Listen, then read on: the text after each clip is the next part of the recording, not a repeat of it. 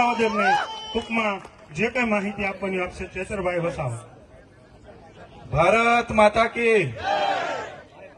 આજે વિસાવદરની આ પાવન ધરતી પર પ્રદેશ કાર્યકર્તાઓના આ સ્નેહ મિલન સમારંભમાં આપણા ગુજરાતના પ્રભારી એવા ગોપાલરાયજી, સહપ્રભારી એવા દુર્ગેશભાઈ પાઠકજી અને સહપ્રભારી એવા ગુલાબસિંહ યાદવજી અને આપણા સૌના લાડીલા પ્રદેશ પ્રમુખ એવા ઈસુદાનજી સાથે જેમણે આ વિસાવદરમાં જેમનું નામ ચૂંટણી જાહેર થાય એના પહેલા જાહેર થયું છે એવા આપણા સૌના માર્ગદર્શક, આપણા સૌના લોક લાડીલા અને આપણા સૌના હુકમના એકા એવા ગોપાલભાઈ અને તમામ મંચસ્થ આગેવાનો સાથે ગુજરાતના દરેક જિલ્લા તાલુકામાંથી પધારેલા તમામ સાથી કાર્યકરો સૌનો હું હૃદયપૂર્વક આવકારું છું।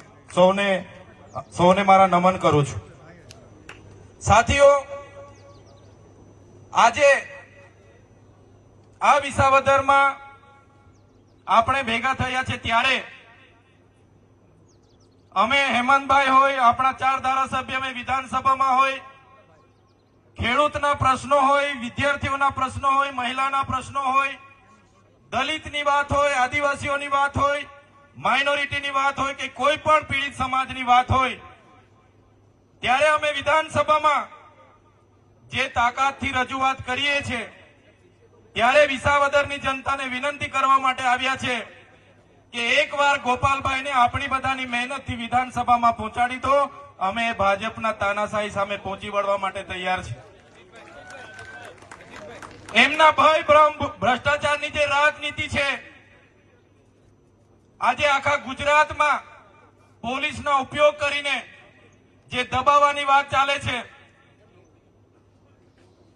જે એમને ખેડૂતોને રીસર્વેના નામે જમીનો પચા પાડવાની વાત ચાલે છે, મગફળી કૌભાંડની વાત હોય, ડાંગર કૌભાંડની વાત હોય, નકલી કચેરીની વાત હોય, નકલી અદાલતોની વાત હોય, નકલી IAS IPS ની વાત હોય, તમામ મોરચે આજે અમે માત્ર 4 ધારાસભ્ય છે પણ વિધાનસભામાં આખા સરકાર સામે અમે ઝૂક્યા વગર લડીએ છીએ। ત્યારે આપણા ગોપાલભાઈને એકવાર આપણે વિધાનસભામાં પહોંચાડી દઈશું, એ દિવસે આ ભાજપના સરકારને પણ આપણે છઠ્ઠીનું દૂધ યાદ દેવડાવી દઈશું। આ મંચ પરથી રાજુભાઈએ કીધું કે પોલીસ આપણા કાર્યકર પર દમન કરે છે, ખોટી FIR કરે છે, દબાવવાની વાત કરે છે, પણ આ મંચ પરથી હું તમને કેમ છું, અમે પણ વિસાવદરમાં મહિનોથી રોકાવાના છે। આપણા એક પણ કાર્યકરને કોઈ હાથ લગાડ્યો છે તે દિવસે પ્રશાસન એમના નેતાઓને પણ છઠ્ઠીનું યાદ અવડાવી દઈશું। કોઈ ડરવાની જરૂર નથી। આ એમનો સાયકોલોજી ડર છે એને કાઢવાની જરૂર છે। સાથીઓ, શરૂઆત થઈ ગઈ છે, દિલ્હીની ટીમ આપણી વચ્ચે આવી ગઈ છે। માન્ય કેજરીવાલજી પોતે નિરીક્ષણ કરે છે, પલ-પલનો રિપોર્ટ લે છે, તો પહેલો ટાર્ગેટ આપણે વિસાવદર જીતવાનો છે। તૈયાર છો બધા? તૈયાર છો બધા? પહેલો ટાર્ગેટ આપણે વિસાવદર જીતવાનો છે। બીજો ધ્યેય આવનારી તાલુકા જિલ્લા પંચાયતો જીતવાની છે અને ત્રીજો ટાર્ગેટ આપણામાંથી તમામ યુવા લીડરો, તમામ લીડરો આવનારી 182 વિધાનસભા આપણે લડવાની છે અને ગુજરાતની આપણે સરકાર બનાવવાની છે।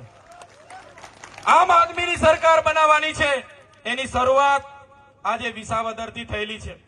ત્યારે આપણા હાજળબમ, આપણા લોક લાડીલા, આપણા બધાના મિત્ર, આપણા વડીલ અને માર્ગદર્શક ગોપાલભાઈ ઇટાલિયા માટે રાત દિવસ આપણે કરવા પડશે।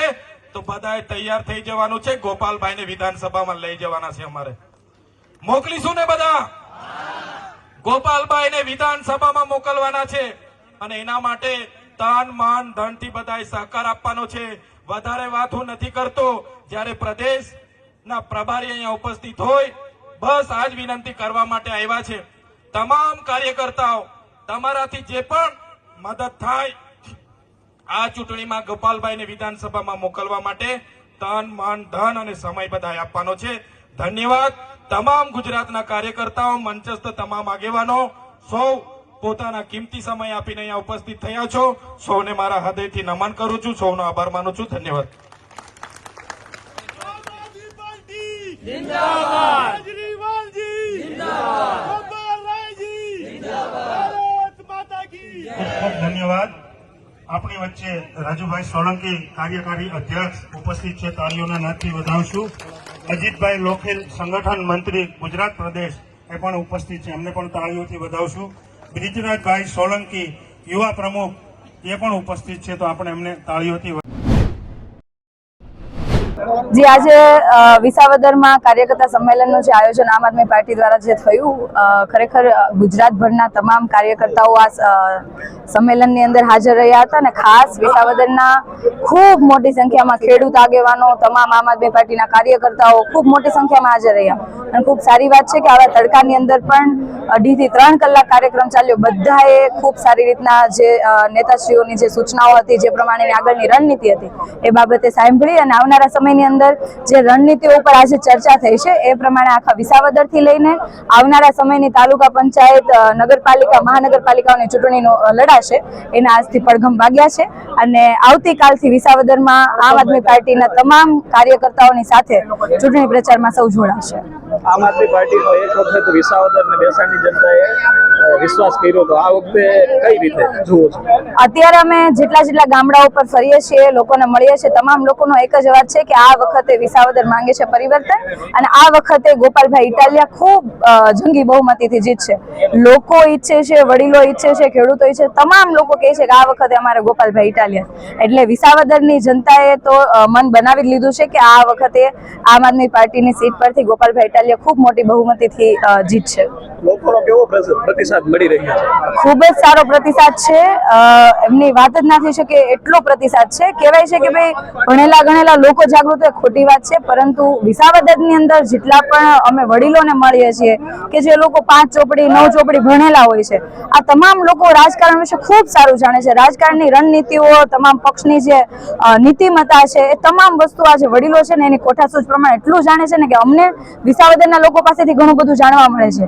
અને એ જે અમને શીખવાડે છે એના ઉપરથી ખબર પડે કે ખરેખર પરિવર્તન લાવવું જરૂરી છે ને વિસાવદરના લોકોએ તો મન બનાવી જ લીધું છે કે આ વખતે પરિવર્તન આવશે જ. જે વિસાવદરની જનતાએ આમ આદમી પાર્ટી પર ભરોસો મૂક્યો, આમ આદમી પાર્ટીના જે ઉમેદવાર હતા ભૂપતભાઈ, એને જીતાડીને વિધાનસભામાં મોકલ્યા કે ભૂપતભાઈ આ વિસ્તારના ખેડૂતોનો અવાજ બને, રીસર્વેમાં થયેલા ગોટાળા એની અવાજ મૂકે, સાથે આ જે અહીંયા જે કૌભાંડો થાય છે, મગફળીમાં કૌભાંડો થયા,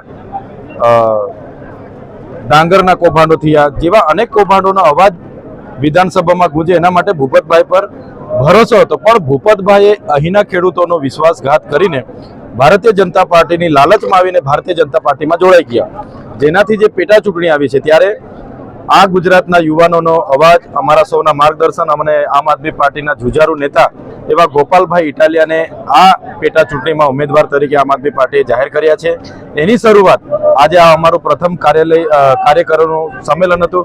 ત્યારે અમને વિસાવદરની જનતાને અમે અપીલ કરવા માટે આવ્યા છે કે ગોપાલભાઈ ઇટાલિયાને એક તક આપે અને તમારો જે સ્વાભિમાનની વાત છે, ખેડૂતોના સ્વાભિમાનની વાત છે, એ ગોપાલભાઈ પર ચોક્કસ ભરોસો કરે અને વિસાવદરમાં આમ આદમી પાર્ટીના ઉમેદવાર તરીકે ગોપાલભાઈને જીતાડવા માટે આજે ગુજરાતના તમામ વિસ્તારોમાંથી કાર્યકરોને અહીંયા સારું સંમેલન હતું. અને આવનારા દિવસોમાં અમે તમામ લોકો ભારતીય જનતા પાર્ટીની આ તાનાશાહી સામે, આ જે ગુજરાતમાં ચાલી રહી ભય, ભ્રમ અને ભ્રષ્ટાચાર સામે અને એમની નકલી કારોબારની સામે વિસાવદરની બેઠક જીતવા માટે આજે અમારું મોટા પાયે કાર્યકરોનું સંમેલન હતું. અને આવનારા દિવસોમાં આ સંમેલનની સાથે સાથે આવનારી તાલુકા જિલ્લા પંચાયત હોય કે આવનારી 2027માં હોય, આમ આદમી પાર્ટી ગુજરાતમાં તમામ બેઠકો લડશે અને પૂરી મજબૂતાઈથી લડશે. વિસાવદર અને બેસાણની જનતા પાછી આમ આદમી પાર્ટીનો વિશ્વાસ કરશે?